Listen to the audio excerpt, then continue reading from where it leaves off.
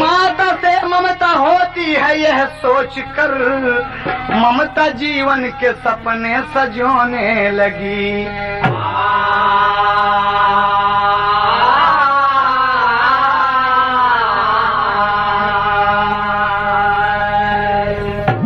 कवि ने 4 लाइन का भाव दिया, माँ की कुछ उपमा दिया है कि माँ से ममता होती है।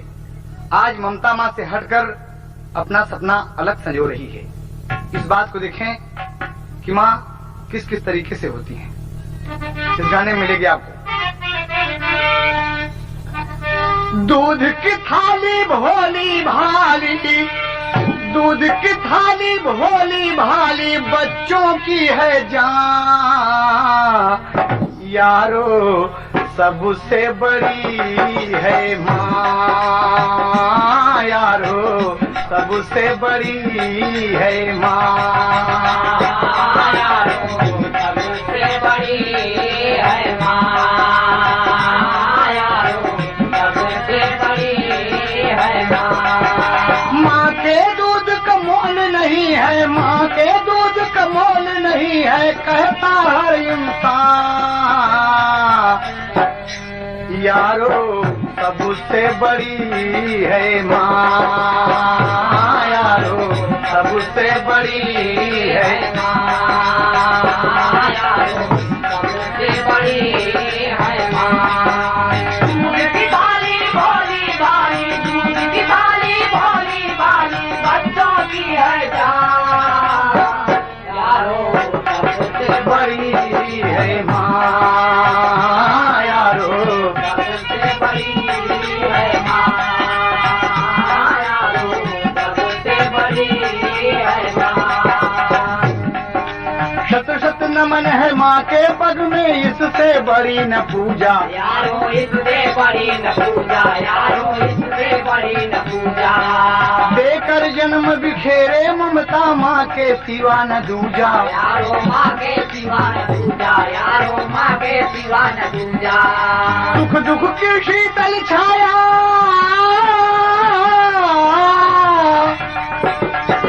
सुख दुख की शीतल छाया है, जाए जहाँ जहाँ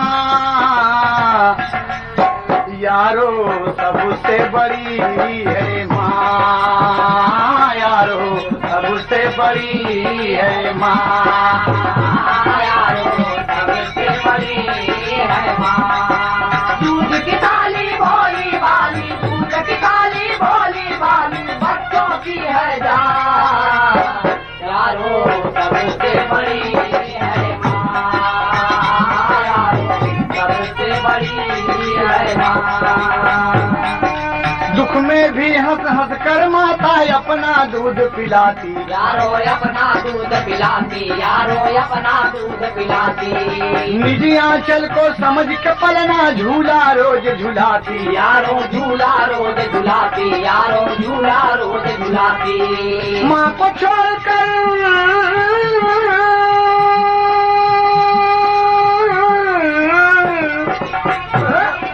माँ को छोड़कर नन्हा बच्चा जाएगा कहाँ यारो, सबसे बड़ी है माँ यारो, सबसे बड़ी है माँ यारो, सबसे बड़ी है माँ। दूध की थाली भोली भाली, दूध की थाली भोली भाली, बच्चों की है जान यारो, सबसे बड़ी है माँ यारो, सबसे बड़ी है माँ यारो, सबसे बड़ी है माँ। और जी एक कवि ने भाव दिया माँ के लिए कि माँ बच्चे के लिए क्या क्या नहीं करती, सब कुछ करती है दोस्त। माँ वो थाली है, वो ममता है जिसका कोई मोल नहीं है। कहना है कहानी पर आप ध्यान दें, सोनोटोन कंपनी से विदेशिया में भाव है। जिला नैनी ताल राधे लाल जैसा वाला रहले, रामनगर में हुए सुंदर दुकनिया, गौवा कठौली में राधे की शादी भैली, श्याम दे आई गईली बन के दुल्हनिया। बीता 2 साल भैले लड़का जोड़ूरा हो, एक भैले बेटा एक भैली बेटिनिया। मनवा का रसिया बा राधे माना बसिया हो, दिनवा बीतन लागा सुख से परनिया। दिनवा बीतन लागा सुख से परनिया, दिनवा बीतन लागा सुख से परनिया, दिनवा बीतन लागा सुख से परनिया, दिनवा बीतन लागा सुख से परनिया, दिनवा बीतन लागा सुख से परनिया, दिनवा बीतन लागा सुख से परनिया, दिनवा बीतन लागा सुख से परनिया। बाबूजी, शादी हुई कठोली में और श्याम देवी दुल्हन बनकर आई और जोड़ोरा संतान पैदा हुए, एक बेटा और एक बेटी। बेटे का नाम सुरेश और बेटी का नाम सीमा। दोनों की उम्र 8-8 साल की हो गई। धीरे धीरे बड़ी खुशी छाई। इसी बीच राधेलाल के पिता सुरगनिया रे सैया, माना तू हमारी बचनिया रे सैया, माना तू हमारी बचनिया, माना तू हमारी बचनिया रे सैया। दुल्हा से बोली दुल्हनिया रे सैया, माना तू हमारी बचनिया रे सैया, माना तू हमारी बचनिया रे सैया। रजनी से काहे, रजनी से काहे, रजनी से काहे, रजनी से काहे तू कैल प्रीतिया, हमसे बतावा पिया धड़के लछतिया, हमसे बतावा पिया धड़के लछतिया, हमसे बतावा पिया धड़के लछतिया। जगमग भइल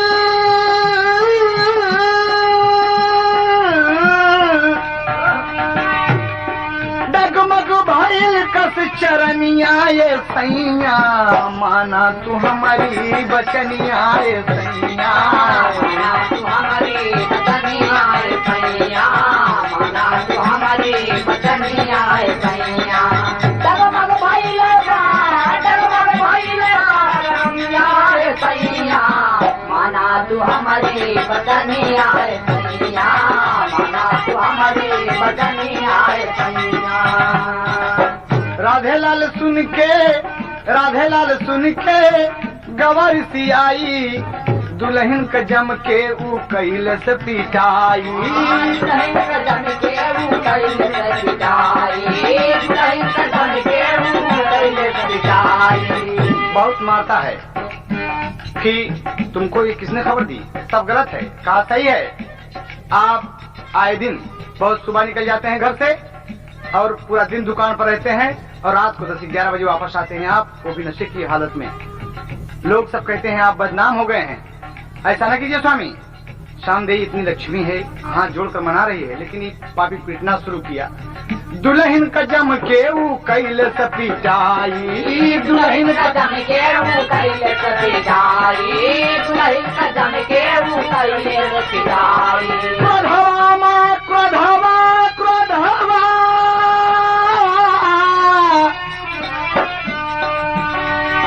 क्रोधवा में दुल्हन का काणे, क्रोधवा में दुल्हन का काणे बदनिया, माना तू हमारी बचनिया ये सैया, माना तू हमारी बचनिया ये सैया, माना तू हमारी बचनिया ये सैया। हाँ, क्रोधवा में काणे बदनिया ये सैया, माना तू हमारी बचनिया ये सैया, माना तू हमारी बचनिया ये सैया, माना तू हमारी बचनिया ये सैया। अरे जिया मुरैया छोटे लाल बारे प्रयागराज, बहुत खूब सुनो टोन, बहुत खूब। सैया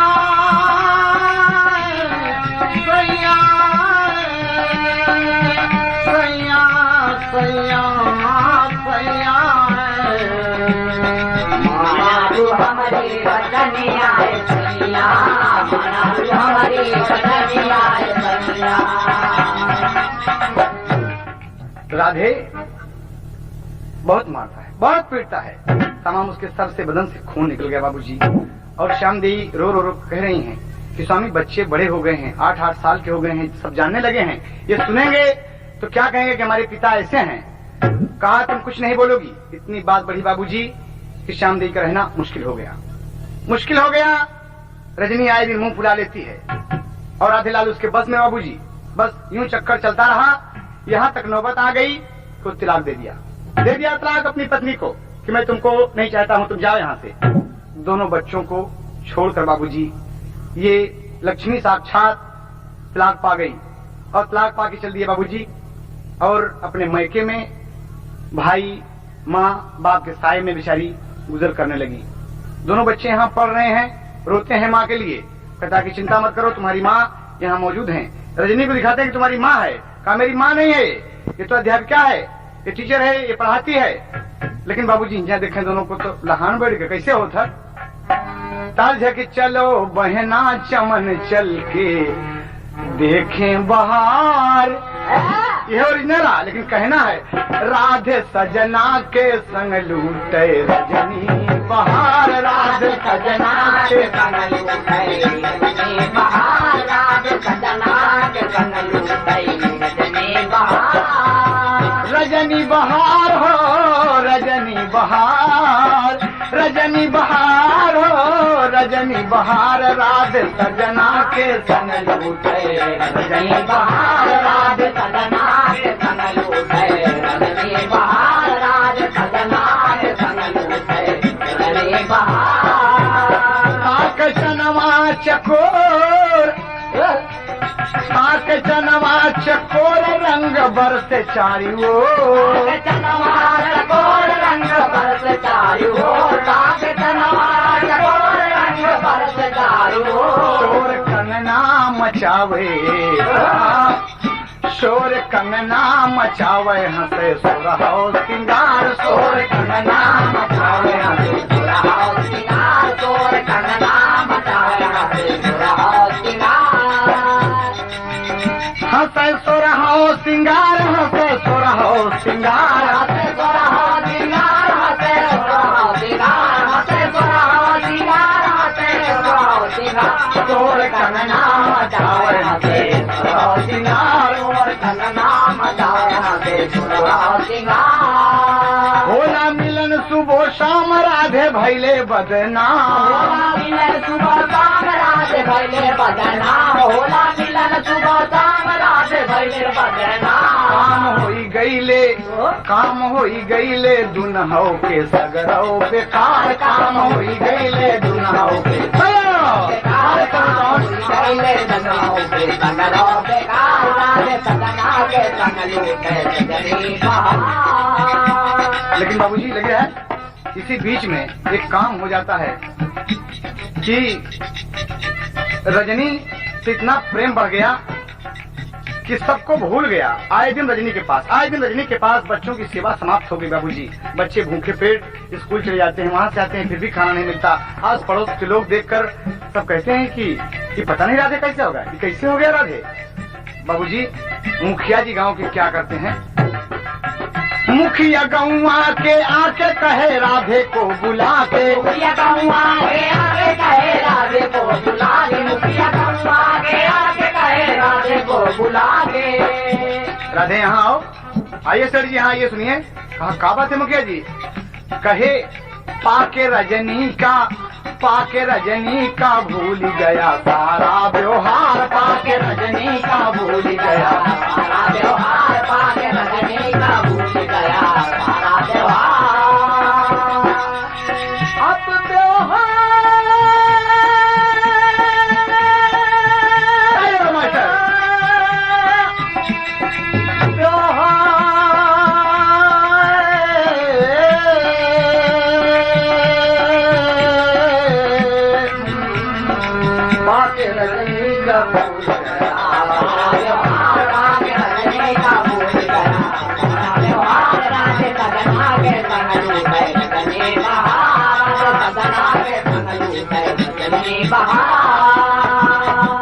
बाबूजी मुखिया बहुत समझाए, कि जानते हो तुम गांव में बड़ी बदनामी हो रही है राधे, और ऐसा करना उचित नहीं है। कहा मुखिया जी, कहा तुम दूसरी शादी कर लो, बच्चे तुम्हारे बर्बाद हो रहे हैं, बेकार हो रहे हैं। पहली बीबी को तो तुमने छोड़ दिया, कितनी सुंदर थी। कहा वो मेरे मन की नहीं थी। कहा ठीक किया, तो तुम दूसरी शादी कर लो, दूसरी औरत से, पराई नारी से नेह मत लगाओ। बाबूजी बात यूं चलती गई। बात 2 साल की, राधे ने दूसरी शादी गांव अमरसा में फुलवा नाम की एक औरत है बाबूजी, उससे शादी कर लिया। बड़ी खूबसूरत फुलवा दुल्हन बनकर घर आ गई बाबूजी। बड़े प्रेम से रहने लगी, बच्चों का कुछ देखभाल भी करती है। लेकिन धीरे धीरे मन में कुछ बात उत्पन्न होने लगी, पैदा होने लगी। सवतिया डाह शुरू हो गई, परेशान करने लगी। कभी को टेरी के भाव देना पत्ती पर मास्टर। अरे कली से फंस के रोवा बाबूजी कैसे होता। आइल सवतिया बिटल का फिरतिया, आइल सवतिया बिटल का फिरतिया।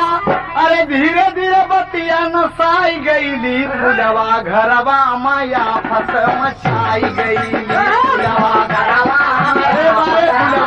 गईली, फुलवा घरवा माया फस मचाई गईली हो, मचाई गईली हो, मचाई गईली हो, मचाई गईली। फुलवा घरवा माया फस मचाई गईली, फुलवा घरवा माया फस मचाई गईली।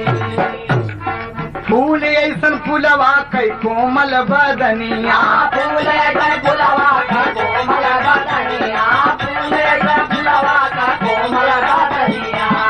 मुखिया जी अगुवाई गई के फुलवा से जब अमरसा से शादी करा दी बाबूजी। अमरसा गांव से वो फुलवा जब आ गई तो मुखिया जी स्वयं हावी हो गए। देखा धीरे धीरे हर तो रजनी से उसका इश्क चल रहा है राधे का, और हर फुलवा गड़बड़ा गई।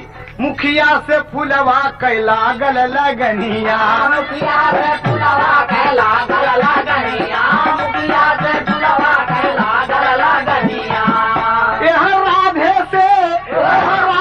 से रजनी भी आई गईली, फुलवा घरवा माया फस मचाई गईली। फुलवा घरवा माया फस मचाई गईली, फुलवा घरवा माया फस मचाई गईली। मचाई गईली हो, मचाई गईली हो, मचाई गईली हो, मचाई गईली। फुलवा घरवा माया फस मचाई गईली, फुलवा घरवा माया फस मचाई गईली। बाबूजी ये काम चल रहा है, मुखिया जी हावी हो गए फुलवा पे, और इधर देखिए राधे क्या करते हैं। डॉक्टर उमेश चंद्र करें डॉक्टरिया, वहीं करते में रामनगर में भानुमती डॉक्टर कई सुघरी गुजरिया, भानुमती सुघरी गुजरिया, भानुमती डॉक्टर कई सुघरी गुजरिया। राधे का जाल माँ, राधे का जाल माँ फंसाई गई, फुलवा घरवा माया फत मचाई गई, फुलवा घरवा माया फत मचाई गई, फुलवा घरवा माया फत मचाई गई। मचाई गई हो, मचाई गई हो, मचाई गई, फुलवा घरवा माया फत मचाई गई, फुलवा घरवा माया फत मचाई गई। राधे का चक्कर यो फुलवा का चक्कर, राधे का चक्कर डॉक्टरानी से फोन करे राधे का चक्कर यो फुलवा का चक्कर। दुनहु का भैले एक दूसरे से टक्कर, दुनहु का भैले एक दूसरे से टक्कर, दुनहु का भैले एक दूसरे से टक्कर। हाय ऐसी कुमतिया समाई गईली, फुलवा घरवा माया फत मचाई गई, फुलवा घरवा माया फत मचाई गई, फुलवा घरवा माया फत मचाई गई। मचाई गईली हो, मचाई गई हो, मचाई गईली हो, मचाई गईली, फुलवा घरवा माया फत मचाई गई, फुलवा घरवा माया फत मचाई गई। बाबूजी डॉक्टर उमेश चंद की पत्नी डॉक्टरनी भानुमती से, रजनी को छोड़कर भानुमती से उसका प्यार चल गया, और इधर मुखिया तो फुलवा पर हावी हैं बाबूजी। आए दिन यही चक्कर चल रहा है। बच्चे सुरेश और सीमा बिना सेवा के हो गए बाबूजी। दोनों भाई बहन प्राइमरी पाठशाला में पढ़ रहे हैं। 8-8 साल के बच्चे हैं बाबूजी, पढ़ रहे हैं। भूखे पेट चले जाते हैं। कभी कभी रोने लगते हैं कि पिताजी कुछ ख्याल ही नहीं करते। दुकान पर पैसा मांग जाते, कैसे लो पैसा क्या करोगे, जाओ तुम। दोनों बच्चे मायूस होकर, इतने बड़े बाप के बेटे होकर, बच्चे होकर वापस चले गए बाबूजी। और बहुत तकलीफ ये दूसरी फुलवा माँ बहुत तकलीफ देती है। कभी आधी रोटी, कभी एक रोटी, कहती है कि बांट के खा लो। बच्चे बाबूजी दोनों तड़प रहे हैं, क्या कहते हैं देखें बाबूजी। एक दिन की बात है, ताज है। पिता निरमोहिया न जनले दरदिया, फुलवा सुलवा चुभावल सरे, दूनौ लरिकन का भूखा सोवल सरे, दूनौ लरिकन का भूखा सोवल सरे, दूनौ लरिकन का भूखा सोवल सरे, दूनौ लरिकन का भूखा। पिता निरमोहिया न जनले दरद, पिता निरमोहिया जनले दरदिया, फुलवा सुलवा चुभावल सरे, दूनौ लरिकन का भूखा सोवल सरे, दूनौ लरिकन का भूखा सोवल सरे, दूनौ लरिकन का भूखा। बाबूजी भूखिया के मारा रोमई बहिनी बिरनमा। सीमा कहती भैया चलो केवाड़ा खोल के इस दूसरे के घर रोटी मांगेंगे भैया, खा लेंगे। बहुत भूख लगी है भैया, बहुत खाएंगे, बहुत भूख लगी है। कहा दीदी धीरज रखो दीदी। हाँ भूखिया के मारा रोमई भाई बहिनी बिरनावा, अरे रतिया की मुखिया का भई ललया मनावा, रतिया की मुखिया का भई ललया मनावा, रतिया की मुखिया का भई ललया मनावा। बाबूजी धीरे धीरे भाई तो सो गया, लेकिन सीमा जग रही है, नींद नहीं आती। अरे उठ गिलास से पानी पीती है, अपने पेट को भरती है। बहुत भूखी है बिटिया, बहुत भूखी है। और ये फुलवा एक एक रोटी बंद कर दिया रसोई घर में ताला। बाबूजी देखें आप, मुखिया जी जब आज दरवाजा खुला तो देख गया। सोए बिरनवाया जा गए बहिनिया, बिरनवाया जा गए बहिनिया, सोए बिरनवाया जा गए बहिनिया, अरे बाबू का पनिया गवाल सरे, दूनौ लरिकन का भूखा सोवल सरे, दूनौ लरिकन का भूखा सोवल सरे, दूनौ लरिकन का भूखा सोवल सरे, हो सोवल सरे, हो सोवल सरे, दूनौ लरिकन का भूखा सोवल सरे, दूनौ लरिकन का भूखा सोवल सरे, दूनौ लरिकन का भूखा। होता बाबूजी हुस्न का नंगा नाच नाचे नगिनिया। मुखिया का पाके छाती से लगा लिया। बिटिया देख रही है भाई सो रहा है। बाबूजी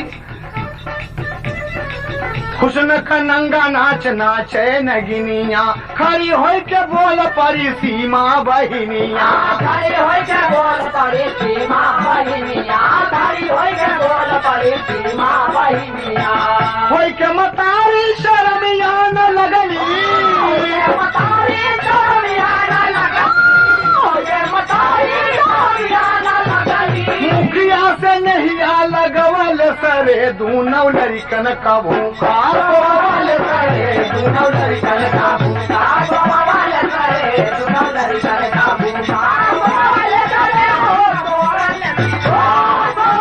सरे, हो सोवल सरे, दूनौ लरिकन का भूखा सोवल सरे, दूनौ लरिकन का भूखा सोवल सरे, दूनौ लरिकन का भूखा। बाबूजी फुलवा और मुखिया सीमा बिगड़ गई कि धिक्कार है तुम्हें माँ, धिक्कार है माँ, तुम्हें धिक्कार है, तुमने मेरे पिता की गरिमा गंवा दिया। जब देख ली बाबूजी तो फुलवा और मुखिया सीमा को बहुत समझाए कि बेटी हम तुम्हें बहुत पैसा दे, बहुत पैसा दे, बहुत अच्छा अच्छा कपड़ा लिया तो क्यों उससे बात बताओ ना। लड़की थी बाबूजी, मतारी धमका दे कि तू बताओ तो हम जान मार डाल। बाबूजी वही वो समझा बुझा के लड़की चुप हो गई। लड़की चुप हो गई और इधर राधे और भानुमती। एक दिन बाबूजी इनका किस्सा देखें कैसे होता। ताज है एक दिन का किस्सा है, कहना है।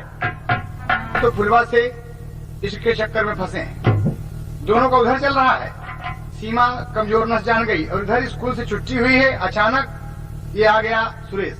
सुरेश जब आया तो क्या देखता है बाबूजी, राधे और भानुमती। डॉक्टरनी का किस्सा सुने, सभी को बोल देना पड़ा। कपड़ा वाली दुकनिया उजार हो गई, कपड़ा वाली दुकनिया उजार हो गई, कपड़ा वाली दुकनिया उजार हो गई, कपड़ा वाली दुकनिया। राधे भानुमती लेके रहल दुकनिया, राधे भानुमती लेके रहल दुकनिया, राधे भानुमती लेके रहल दुकनिया। देखल तो सुरेश तबले पिता का चलानिया, देखल सुरेश तबले पिता का चलानिया, देखल सुरेश तबले पिता का चलानिया। राधे कहे सब कुछ है बेकार हो गई, कपड़ा वाली दुकनिया उजार हो गई, कपड़ा वाली दुकनिया उजार हो गई, कपड़ा वाली दुकनिया उजार हो गई, कपड़ा वाली दुकनिया। देखी के सुरेश लौटा अपने भवनवा, देखी के सुरेश लौटा अपने भवनवा, देखी के सुरेश लौटा अपने भवनवा। राधे भानुमती का दुखित भइल मनवा, राधे भानुमती का दुखित भइल मनवा, राधे भानुमती का दुखित भइल मनवा। भाई सुरेशवा से दुखवाया पार हो गई, कपड़ा वाली दुकनिया उजार हो गई, कपड़ा वाली दुकनिया उजार हो गई, कपड़ा वाली दुकनिया उजार हो गई, कपड़ा वाली दुकनिया। बाबूजी गौर करने की बात है कि सुरेश देख लिया आपत्तिजनक हालत में अपने पिता और डॉक्टरनी भानुमती को देख लिया बाबूजी। तो क्या काम करता है कि हमारे पिताजी की चाल अच्छी नहीं है, ये तो खराब काम करते हैं। बताइए हम लोग कहाँ से सुख पाएंगे। हमारी दीदी सीमा रोए, हम रोई, ये कैसा चक्कर है भगवान। हमारी मातारी चली गई और ये घर से जाने देते, तकलीफ पर तकलीफ हमें देते हैं। यही बात सोचकर कहाँ पहुँचता है, बहुत बुरा लगा उसे। जाकर डॉक्टर से सुरेश ने सारी बात बताया। उमेश चंद्र के पास पहुंचा और कहा, श्रीमान जी आप मेरे साथ हमें, और लिवा गया बाबूजी कपड़े की दुकान की तरफ और झरोखे से सारी बात जब दिखाया बाबूजी, तो जाकर डॉक्टर से सुरेश ने सारी बात बताया। भानुमती की देख दशा, डॉक्टर का मन मुरझाया हो, कली से फंस के रोवे भंवरा। नागिन निकल पड़ी है राधे लाल को डस के, कली से फंस के रोवे भंवरा। नागिन निकल पड़ी है राधे लाल को डस के, कली से फंस के रोवे भंवरा। नागिन निकल पड़ी है राधे लाल को डस के, कली से फंस के रोवे भंवरा।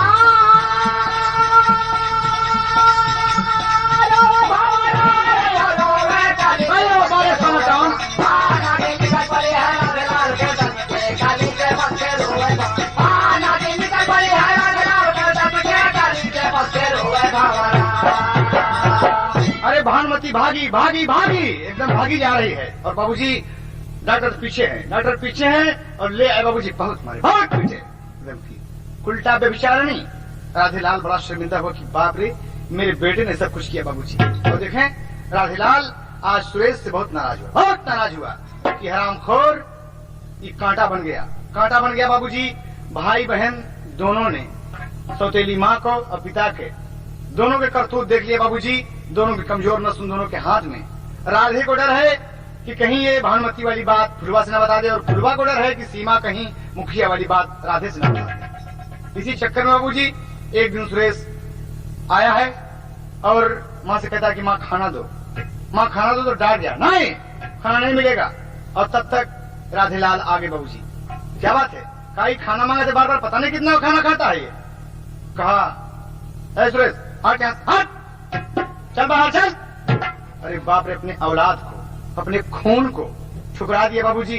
तो इतने में रो रो के फुलवा का गत्ता लगा था बाबूजी।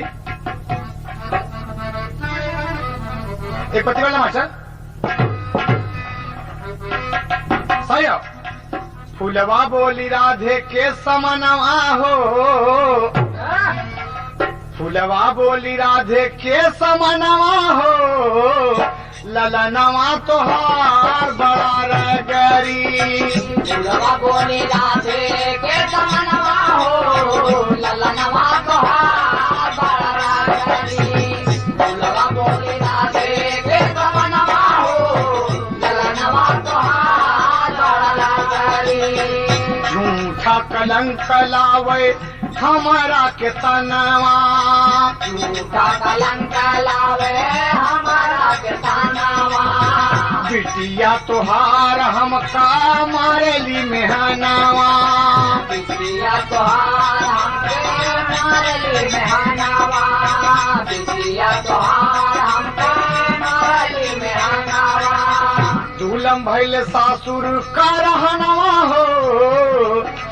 रो बता रही है कि तोहार सुरेश ई मन चढ़ा बा और तोहार बिटिया ई लिखु चढ़ी मारे में सर्वनाश कर दिए बा। हमके ताना मार था। हाँ दूलम हो गया सासुर का रहनवा हो ललनवा तोहार बड़ा रगरी। हो गया सासुर का रहनवा हो ललनवा तोहार बड़ा रगरी। हो गया सासुर का रहनवा हो ललनवा तोहार बड़ा रगरी। अरे मास्टर बहुत अच्छे अरे प्यार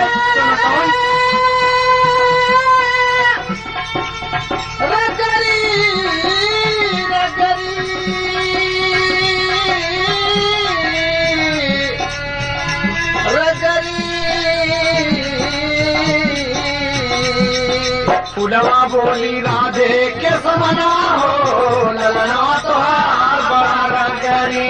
फुलवा बोली राधे के समनवा हो ललनवा तोहार बड़ा रगरी। बाबूजी ये बात सुने कहे कि सीमा कहा सीमा भी बहुत बेकार है। कहा सुरेश तो और बदमाश है। तो सुरेश तो अपने पिता राधेलाल का पूरा करिश्मा जाना था। तो कहा क्या ख्याल है तुम्हारा। कहे एक बात बताए हम राधे कहे कि ई सुरेश बदमाश बा। राधे कहे कि सुरेश बदमाश बा। राधे कहे कि सुरेश बदमाश बा। ऐसन गदेलावन से घर का सत्यानाश बा। गदेलावन से घर का सत्यानाश बा। गदेलावन से घर का सत्यानाश बा। सुझत नहीं कौनो अब यतनवा हो। सुझत नहीं कौनो अब यतनवा हो ललनवा तोहार बड़ा रगरी। सुझत नहीं कौनो अब यतनवा हो ललनवा तोहार बड़ा रगरी। सुझत नहीं कौनो अब यतनवा हो ललनवा तोहार बड़ा रगरी। एक दूसरे कपोल दोनों बच्चे जान रहे बाबूजी। यहाँ देखें कहा होता तो ये बोला था। कहा सुना कहे हाँ। फुलवा कह रही है ये हमारी बात मनबा। कहे हाँ बोला। कहे रहिया का कांटा भैले दुनहु गदेलावा। रहिया का कांटा भैले दुनहु गदेलावा। रहिया का कांटा भैले दुनहु गदेलावा। कांटा हटा के दूर करा सब झमेलावा। कांटा हटा के दूर करा सब झमेलावा। कांटा हटा के दूर करा सब झमेलावा। नहीं होए बहुत अपमनवा हो। बाबूजी कहा ये दोनों कांटे के हटा दे पिया। कहा हटा दे कहा। कहा सीमा और सुरेश को। कहा ये आए दिन आपकी बुराई करता है। गांव में बुराई करता है। सबके सामने बैठता है और हमसे ये तो बिटिया अंडबंड बात कर रहा है। एकदम बेकार बोला था। ये लोग पढ़ रहे हैं कि क्या कर रहे हैं। कहा ये बात कहा नाही हो ये बहुत अपमनवा हो ललनवा तोहार बड़ा रगरी। नाही होए बहुत अपमनवा हो ललनवा तोहार बड़ा रगरी। नाही होए बहुत अपमनवा हो ललनवा तोहार बड़ा रगरी।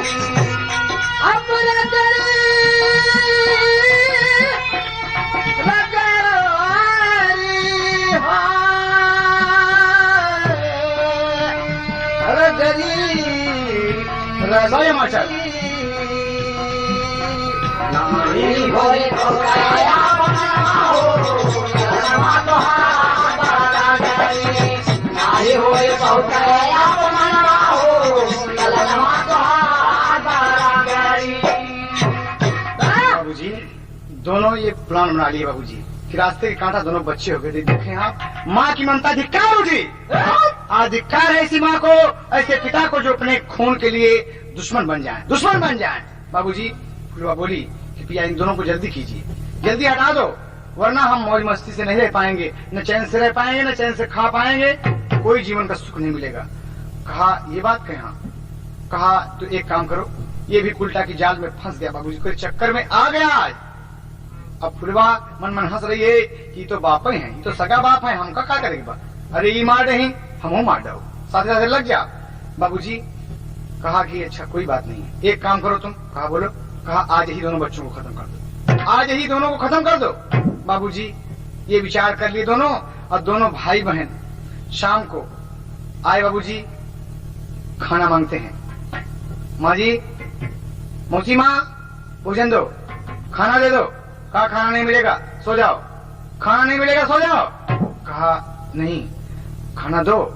सीमा रो रही है बाबूजी, सुरेश रो रहा है कि मौसी माँ खाना दो ना। पिताजी आप मौसी माँ से कहें कि खाना दें, हम लोग भूखे हैं। तर्ज भोजपुरी लगत है। एक दुल्हन कहा था, और कहा था बाबूजी अपने सखियन से, सोनाली की सासुरे में झुरा झुरा मोती गिरे, सुनली का सासुरे में झुरझुरा मोती झरे, सुनली का सासुरे में झुरझुरा मोती झरे, सुनली की सासुरे माँ झुरा झुरा मोती झरे, मोरे लेखे सतुआ सा पनवाए बाबूजी, मोरे लेके सासुआ का बनवाए बाबूजी, मोरे लेके सासुआ का बनवाए बाबूजी। ये तो ओरिजिनल है, लेकिन बाबूजी यहाँ पर बच्चे खाना मांग रहे हैं, मार पड़ रही है, कपड़े नीच डाले, एकदम चीर डाले, क्या आरामखोर सुरेशवा खाना ले बे। बच्चा गिर गया बाबूजी, पिता बैठे हैं। कहा मारो इस कमीने को, मारो इस बदतमीज को।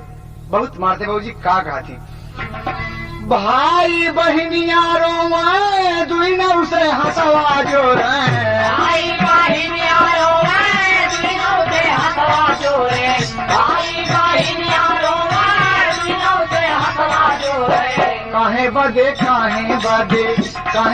मारा व्यापार नवाए बाबूजी, काहे बदे मारा व्यापार नवाए बाबूजी, काहे बदे मारा व्यापार नवाए बाबूजी, भाई बहिनिया रोवे दुनिया से हंसवा जोरे, भाई बहिनिया रोवे दुनिया से हंसवा जोरे, काहे बदे मारा व्यापार नवाए बाबूजी, काहे बदे मारा व्यापार नवाए बाबूजी। कहना बाबूजी सुरेश कहा था, पिताजी खींच के मार, एक चांटा गिर गया, बच्चे के मुंह से खून गिर गया बाबूजी, खून गया। कहा था बाबूजी, बाबू केहू से बताऊ बना तोहरी चलानिया, केहू से बताऊ बना तोहरी चलानिया, केहू से बताऊ बना तोहरी चलानिया हो, बाबू हमके मारा लेकिन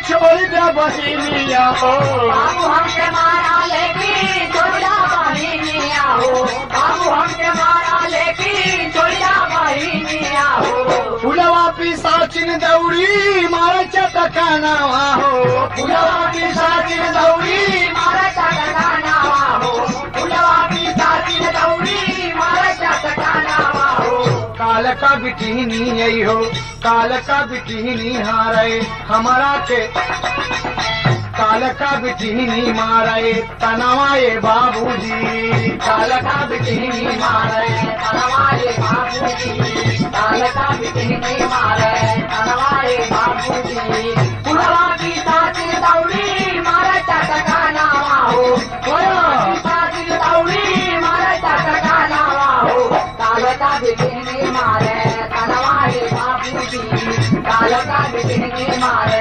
हमारे बाबूजी दुनहोगा दे लावन का दुनहोगा दे लावन का बने गोरा हाथावा हो दुनहौदा देला वनका बने गोड़ हाथावा हो दुनहौदा देला वनका बने गोड़ हाथावा हो हाय रे विपतिया देला हाय रे विपतिया केहू देत नहीं साखावा हो आय रे विपतिया के हूँ देता नहीं साखावा हो आय रे विपतिया के हूँ देता नहीं साखावा हो बाबूजी इतनी मार पड़ रही है कि बांधे हैं हाथ गोड़ बांध के मारना शुरू कर दिए। कहना है कभी कभार बच्चे रो रहे हैं कि बाबूजी माँ जी बाबू न मारे बाबू माँ जी हम तुम्हार बात केहू से न बताऊ माँ जी बाबूजी हमके न मारे बाबूजी हमके जान से मार डाले लेकिन हमारी दीदी सीमा को छोड़ दे बाबूजी लेकिन ना है बाबूजी लतवा से मारे लगले सरिया का पारे पारे लगाते मारे लगले दरिया का पारे पारे लगाते मारे लगले दरिया का पारे पारे गिरी गईले दूना हो चार नवाए बाबूजी गिर गईले दूना गिर गईले दूना अवतार नवाए बाबूजी गिर गईले दूना अवतार नवाए बाबूजी लगाते मारे लगले दरिया का पारे पारे लगाते मारे लगले दरिया का पारे पारे गिर गईले दूना अवतार नवाए बाबूजी गिर गईले दूना अवतार नवाए बाबूजी बाबूजी सुरेश कहता है बाबूजी ना मारे बाबूजी बाबूजी दीदी को ना मारे हमके काट डाले बाबूजी ना दे खाना बड़ी जोर से बाबूजी सरिया मारे जब सर में सर फट गया बाबूजी खून में चिल्लाता है कि माँ लेकिन कोई बचाने वाला घर में नहीं है कोई बचाने वाला नहीं बाबूजी। और देखें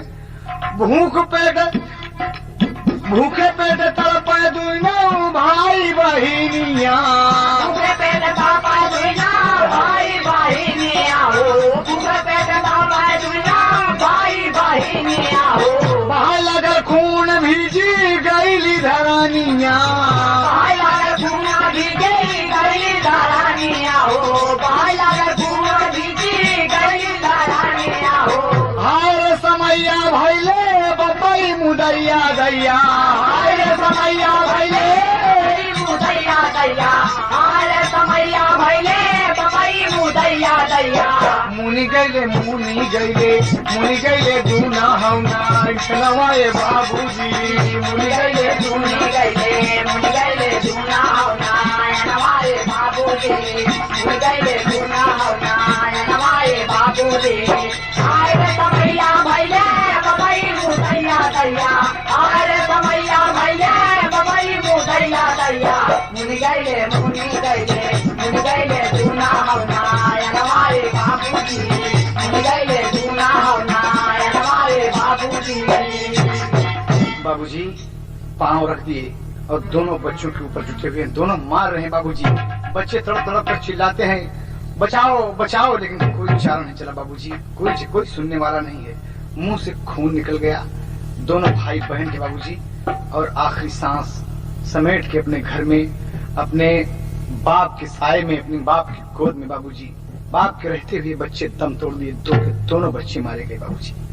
देखिए कहना है यहाँ पर उड़ान में कभी को भाव देना पड़ा रही रात की बेला बाबू सोए सारा गांव अरे सही हो गया फुलवा राधे का सारा दाव हो कली से फंस के रोवे भंवरा अरे रख के पांव दबाए गर्दन दोनों कस के कली से फंस के रोवे भंवरा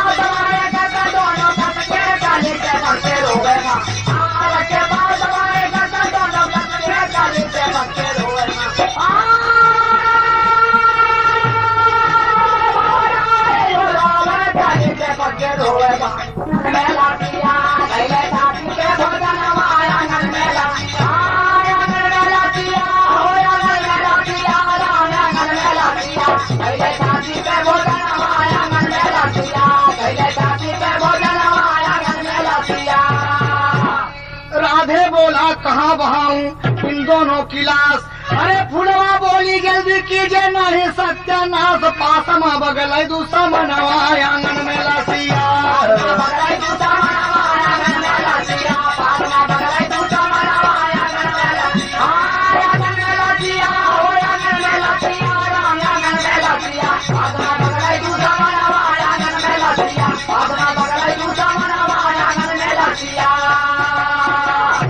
कहाँ ले जाएं, बताओ कहाँ ले जाएं। तो फुलवा बोली मुखिया जी से सारी बात बताओ। पहुंचा बाबूजी राधे, मुखिया से सारी बात बताता है। मुखिया जी मन में हंस रहे हैं और 2-4 हजार रुपया उनके पास में रख दिया बाबूजी। मुखिया बोले अच्छा अच्छा अच्छा। मुखिया का तो और लान खा गया। मुखिया फुलवा बोली मुखिया जी से सारी बात बताओ। अरे खबर पाई के मुखिया ले बोले मत घबराओ, जाओ बैठो दुई न जनवा आंगन में लसिया। जाओ बैठो दुनो जनवा आंगन में लसिया, जाओ बैठो दुनो जनवा आंगन में लसिया। मुखिया अपनी जीप मंगाए, लाश भरे बोरे में। अरे एक कुआं में फेंक दिया, फिर जा करके भोरे में बिकी गया थोड़े में ही मनवा आंगन में लसिया। ऐसे ऐसे साले गांव के मुखिया है आरामखोर। डॉक्टर उमेश चंद्र के ऊपर राधे रपट लिखाया। मेरे दोनों बच्चों को डॉक्टर ने कहीं छिपाया, आया साहब के समनवा आंगन में लसिया। आया साहब के समनवा आंगन में लसिया, आया साहब के समनवा आंगन में लसिया।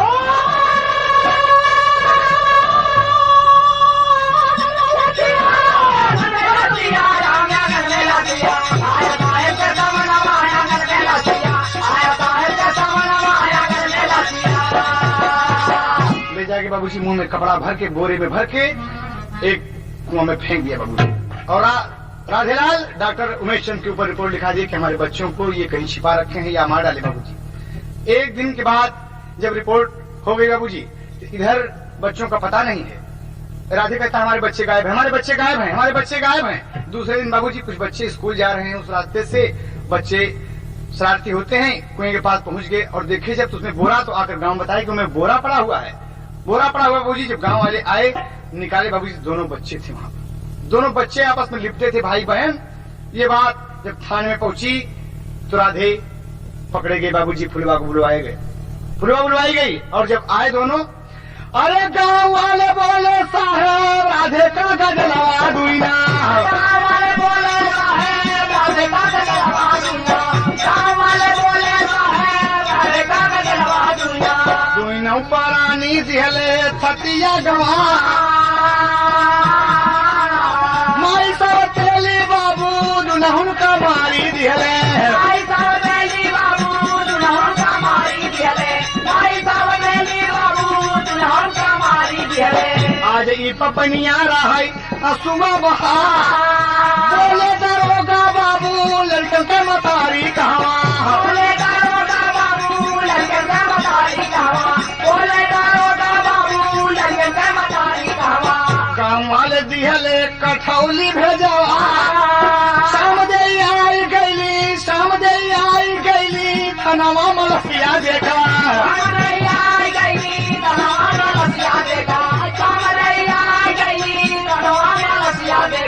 गिर गई बेचारी अपन अथुआ बहा,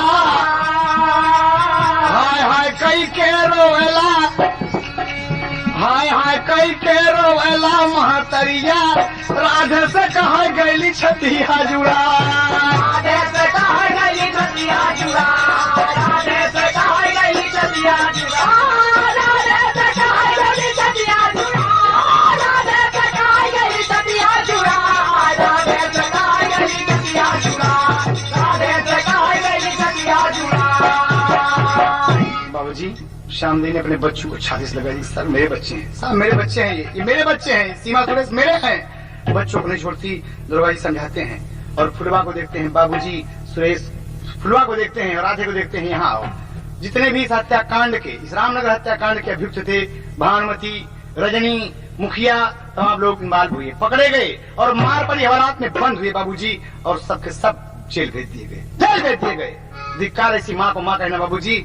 और शामदी बाबूजी देखा जब कि लाश पोस्टमार्टम के लिए स्थिर होने लगी बाबूजी, बड़ी जोर से चिल्लाई कि सुरेश, और गिरी बाबूजी धरती पर, हार्ट अटैक हो गया। आज शामदी भी चल बसी। कहना है कवि को अंतिम भाव बाबूजी कि पूरा परिवार सत्यानाश हो गया। अरे जे जे सुने भाई सुआ बहाय दिहले, हाय जे जे सुने भाई सुआ बहाय दिहले, माई बाप अपन गरिमा गवाय दिहले,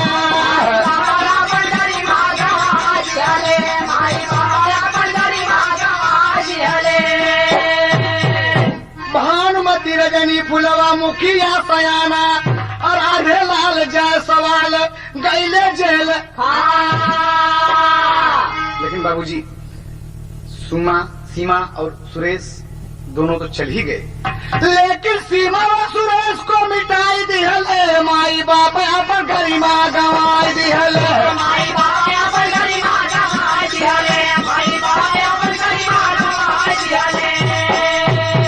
बाबूजी माई की ममता और पिता का दुलार हो, अरे ऐसे माई बाप का ऐसे माई बाप पाके करीत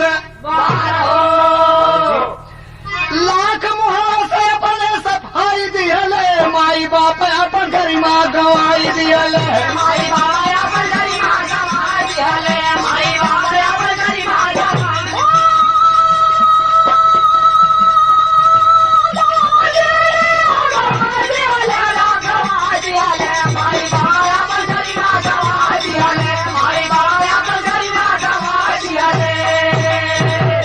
बाबूजी माँ और शामदी दोनों बच्चे चल बसे और राधेलाल फुलवा समेत तमाम अभियुक्त जेल में। बाबूजी सोनाटोन आप सबके लिए पेश किए बाबूजी रामनगर हत्याकांड। रामनगर का कांड हुआ कुल यूपी में बलराम, राम आधार कह भी रो रहे हैं तड़पे राजा राम, गली से फंस के रोवे भंवरा। बाबूजी ऐसा काम रह जाता ही तोरे बस के, कली से फंस के रोवा